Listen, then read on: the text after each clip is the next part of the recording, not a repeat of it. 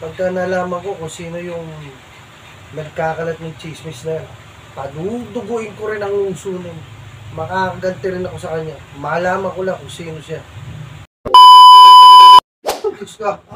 Nilandyan ba yung panghilot? Ano pa galing ba? Diyan sa labas. Nabot akong nagkukwentuhan nagchichismisan yung mga tambay dyan sa labas. Bakit mo pinapakailan mo sila? Ano bang pakailan mo sa kanila?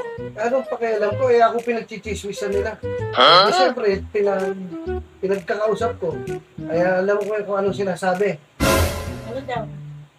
Pinagchichismisan nila na yung ko, maliit daw. Tapos supot pa. Hindi ko malaman kung sino nagkakalat ng balita na eh. Kaya ayun, pinagsasapa ko. Basag ang mga bunganga. Nagmumug sila ng ngipin. Pagluto mo nga ito, napakasakit. Hindi ko malaman kung sino wala diya nagkakalat ng aray.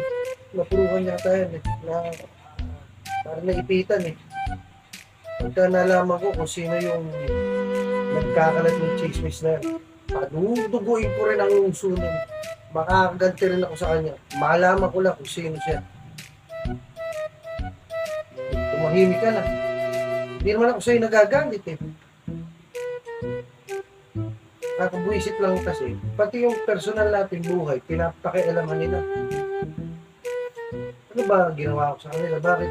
Saka nagtanong, bakit nagchismis na gano'n? Sino ang nagchismis ng gano'n?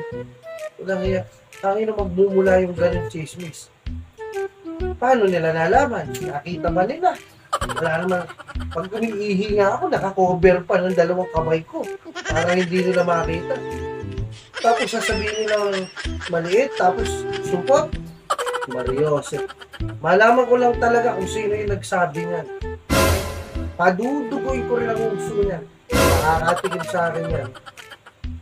Mata lang niya, walang lahat. Paguguloy ko sa suntok at sipayan. Paano masabi? Kahit malaki pa siya, tignan ko lang.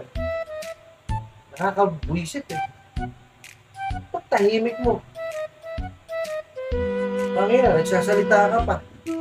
Ngayon, pinagpahilot ako. Parang bunganga mo na hilot ah. Ayaw mo magsalita. Kasi. Ano ba? Kasi? Pasabugin mo ka?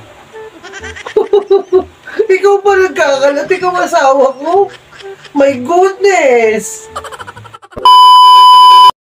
Don't forget to follow, like, and share mga talipandas. Wash out! Bye-bye!